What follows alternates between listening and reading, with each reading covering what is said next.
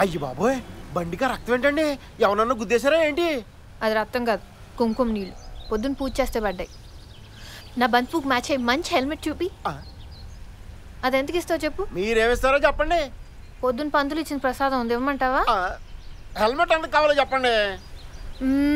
మంచిది 400కి. మంచిది కావాలా 400లో కావాలా? ఏదో ఒకటి చెప్పండి.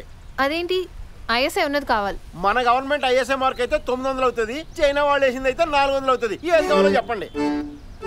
గవర్నమెంట్ వేసింది 600కి. కుదరదమ్మా, 700 చేసుకోండి.